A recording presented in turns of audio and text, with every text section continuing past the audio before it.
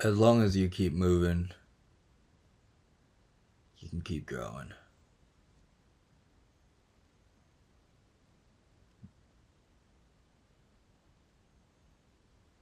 But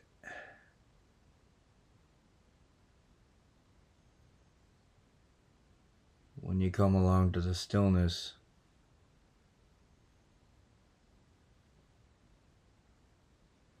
everything becomes a lot more infinite.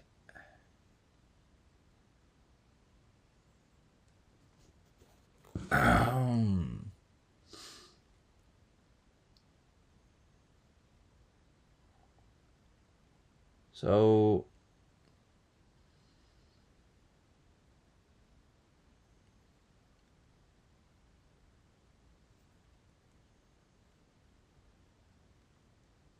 first year, it was just pretty much just moving around,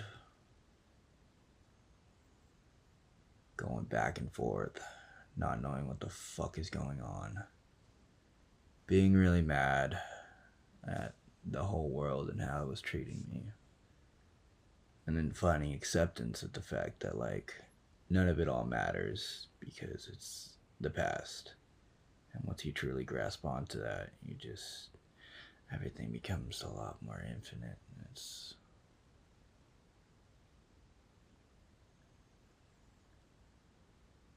really awesome in a way.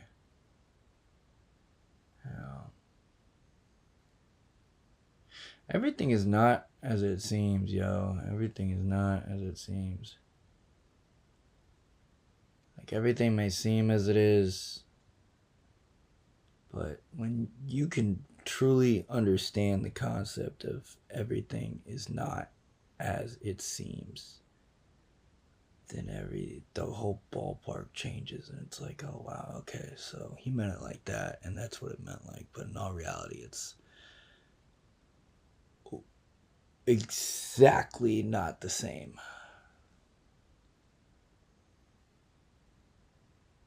Cool. It's like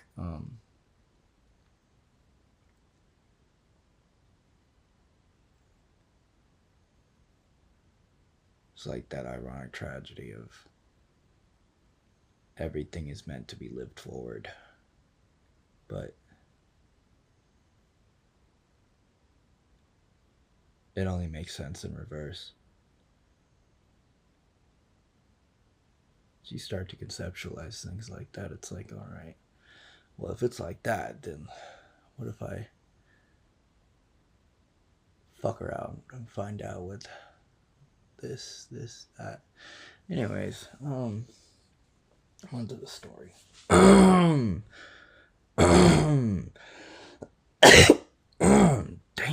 I got a demon in my throat. I gotta get that out. You know, even food has demons. Yeah, even food carries demons.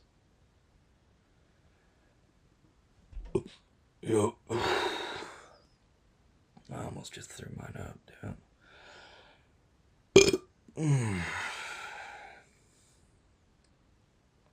Yeah.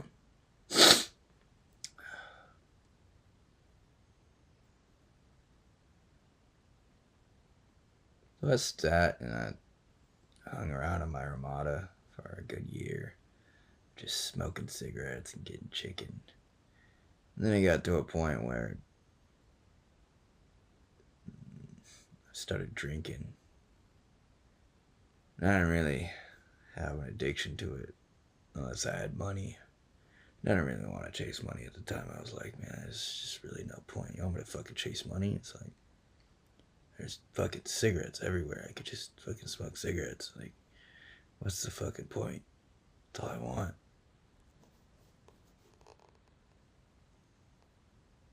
Alright. I was like, oh, what the heck? Let's fuck around a little bit. Let's go panhandle. Experience what people are really like when I already know what people are really like. And I had this dude I'd go around with, and it's just In a way, I was kind of like a teacher. We were both pieces of shit, but at the same time, he was a bigger piece of shit. He was a bigger, better piece of shit. In all reality, sometimes the people that are the pieces of shit are the ones that have to make the hardest choices in life and take the hardest actions in life, because you gotta be that good to want to hurt somebody that bad for their own change and understanding in this world. It's all for the right reasons. And all for the wrong reasons at the same time.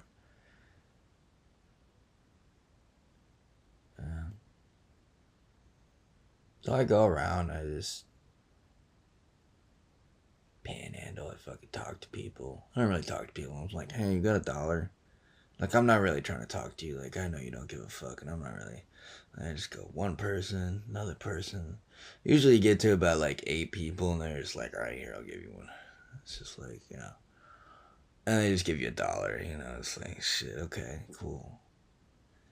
And then by the time you get like $3, it's like, all right, I can go buy a fucking beer now. Good hustling. But it gets to a point where it's like, all right, I don't want to do this shit because I can feel it internally in my mind that it's hurting my feelings. And when I started doing that, I was like, man, these people don't care about me, man. I want somebody to care about me type shit, you know? And it's just like, fuck. But why would they care about you? You're not on the same wavelength as they are. They gotta work hard. When you're over here stuck picking up the fucking pieces that people fucking belittled you with and shit on you with for your own growth and mindset of power. It's quite beautiful.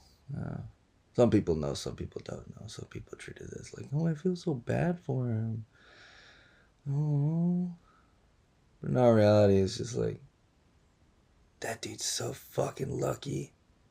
He's so fucking lucky. He doesn't even know how lucky he is. But anyways,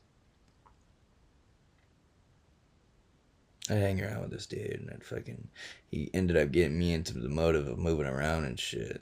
And we just panhandle. He'd like make me panhandle. He wouldn't make me. He'd just be like, hey, you want to make some money? I'd be like, I guess. It's like, for what? For alcohol. Okay, we gotta drink. He's a native guy, so I was just like, oh, damn, this is gonna be fun. But I didn't know that at the time, so it's like, all right, you're in for a treat. Little did I know. Anyways. Did the whole scheme of panhandling. Never got a sign or flew it.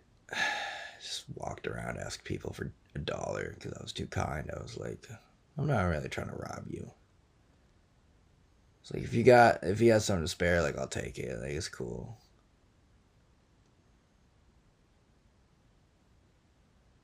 It's never really like that. It's just, you know.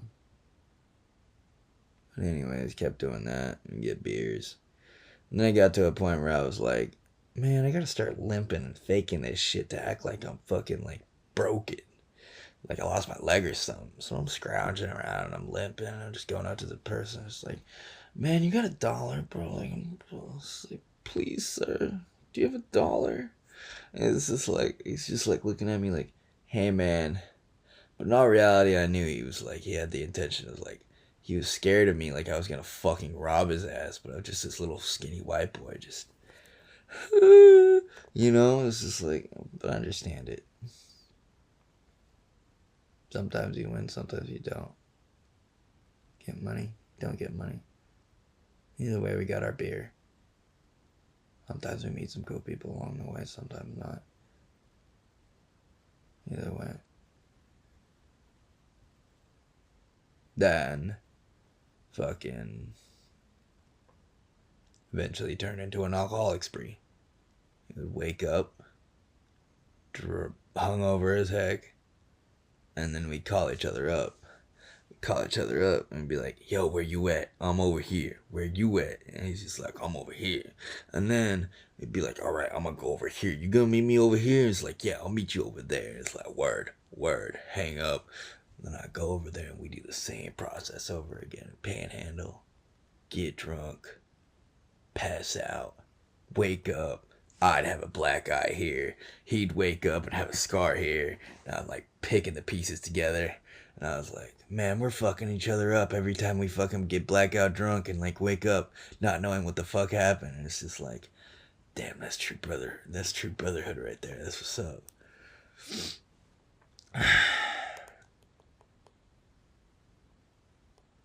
Did that for about like 2 months, and then I was like, all right, I gotta go to rehab. And then I go into rehab and I met all the fucked up people. And I realized that all the fucked up people are nice people. And all the nice people are fucked up people. You know? Yeah. That was cool. Learned a lot. I just go in and I tell people. Well, I mean, I want to tell them. I keep my fucking mouth shut. I don't really give a fuck, dude. Like, I really just keep my mouth shut. I really would just keep my mouth shut. I don't like hanging around with people and shit. It's there's not enough depth to keep me. It really isn't. There's literally no depth to keep me. Watch movies.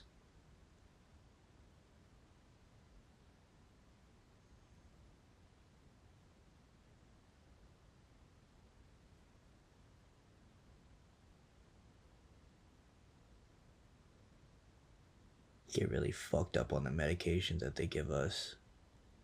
Yeah. Basically, you're just going to rehab to get high off the antipsychotics that they give you, so that way you go outside and get even more crazy. And it's like, it's a really fun process actually if you know how to get out of it. But if you don't, then like that shit literally makes you fucking crazy, like mentally, for the rest of your lifetime. And it did. It was all worth it though.